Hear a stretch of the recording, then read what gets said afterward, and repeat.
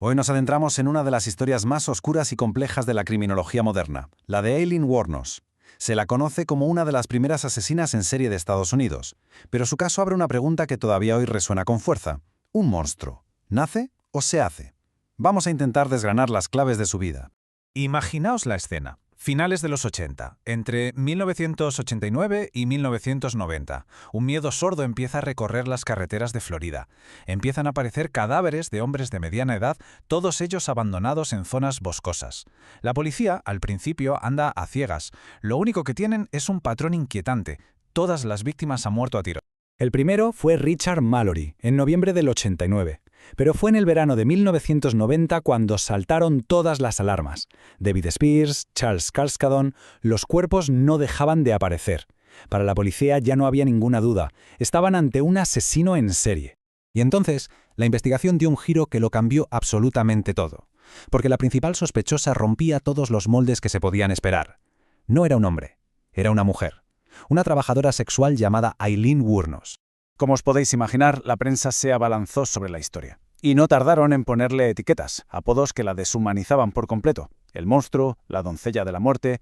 La convirtieron en un personaje, en un espectáculo mediático, mucho antes de que se conociera la historia completa.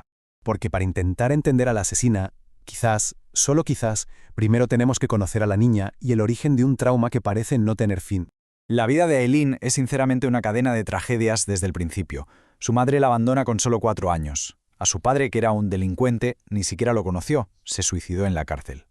Se cría con sus abuelos, pero su abuelo abusa de ella física y sexualmente.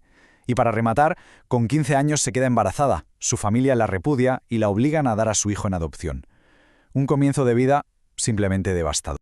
Sola, sin red de apoyo, sin recursos, su vida se convierte en una espiral. Acaba viviendo en un coche abandonado y empieza a ejercer la prostitución simplemente para poder comer. Poco después llegan los primeros arrestos por delitos menores. Era una vida de pura supervivencia, marcada por la inestabilidad y la violencia, mucho antes de que se convirtiera en la asesina que todos conocemos. Y es a finales de los 80, mientras viaja por Florida con su pareja, Tyria Moore, cuando toda esa violencia que le había rodeado siempre explota de la forma más brutal y letal. En poco más de un año, 7 hombres fueron asesinados. Richard Mallory, David Spears, Charles Carskadon, Peter Sims, cuyo cuerpo, por cierto, nunca se encontró, Troy Berres, Dick Humphreys y Walter Antonio. 7 vidas que se apagaron en las carreteras de Florida. En medio de toda esa vida caótica, Aileen tenía un ancla, o eso creía ella, Tyria Moore. Se conocieron en un bar, se enamoraron y Tyria se convirtió en el centro absoluto de su mundo. Lo irónico y trágico de todo esto es que fue precisamente esa relación la que la acabó llevando a su perdición. Su caída fue tan estrepitosa como su vida, y el juicio que vino después desató una controversia que a día de hoy todavía colea. El error fatal que la delató fue casi de película. Aileen y Tyria iban en el coche de una de las víctimas, tienen un accidente y huyen del lugar. ¿El problema? Hubo testigos. Y con sus descripciones, la policía pudo crear un retrato robot que se difundió por todo el país. El cerco se estaba estrechando. La policía fue muy astuta. Localizaron a Tyria y le pusieron un trato sobre la mesa. Inmunidad total a cambio de que les ayudara a sacarle una confesión a Aileen. Tyria, claro, aceptó. Se convirtió en el cebo para atrapar a su amante. La policía organizó una llamada telefónica entre ellas. Y en esa llamada, grabada, Aileen, creyendo que estaba protegiendo a Tyria de la cárcel, pronunció las palabras que la sentenciaron. «Si he de confesar, lo haré», le dijo. Selló su destino por lealtad. Pero en el juicio, al ser declarada culpable del primer asesinato, el de Richard Mallory, Aileen estalló en el tribunal. Ella siempre mantuvo que esa primera muerte fue en defensa propia, que Mallory no era un cliente, sino un agresor que la había violado y torturado de forma salvaje. Y aquí es donde el caso se pone realmente turbio, porque se descubrió algo fundamental. Richard Mallory, la primera víctima, tenía antecedentes. Había cumplido 10 años de cárcel por un delito de violación. Pero esta información, esta prueba que podría haber dado credibilidad a la historia de Aileen, nunca se le presentó al jurado. El juez la declaró inadmisible. Con todos estos datos, el caso Wuornos se puede mirar desde 2 prismas completamente opuestos, y cada uno nos lleva a una conclusión radicalmente distinta.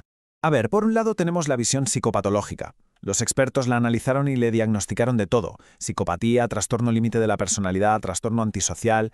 Desde esta óptica, sus crímenes eran la consecuencia inevitable de una mente rota. Pero por otro lado está la criminología feminista. Esta corriente argumenta que la sociedad y los medios la monstruificaron porque no encajaba en el rol de mujer sumisa. Señalan su hipermarginalización, es decir, el hecho de ser pobre, víctima de abusos y trabajadora sexual como el verdadero detonante.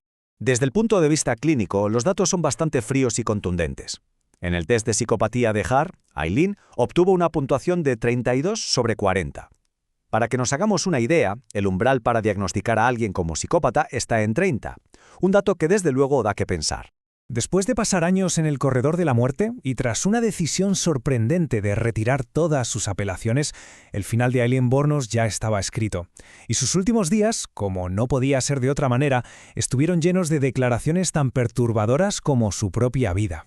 Muy cerca del final, su discurso cambió por completo. Dejó de lado cualquier argumento de defensa propia y abrazó sin reparos la imagen de monstruo que habían creado. Llegó a decir: «Maté a esos hombres, tan fría como el hielo, y lo haría de nuevo. Tengo odio arrastrándose por mis venas», unas palabras que hielan la sangre. Finalmente, el 9 de octubre de 2002, Aileen Wuornos fue ejecutada con una inyección letal.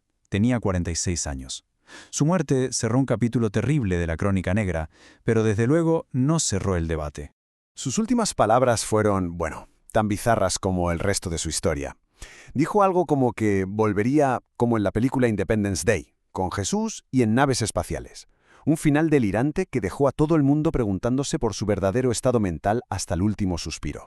Y así volvemos a la pregunta con la que empezamos, la que sigue flotando en el aire. ¿Fue Aileen Wuornos una psicópata que nació para matar, un producto defectuoso de la naturaleza?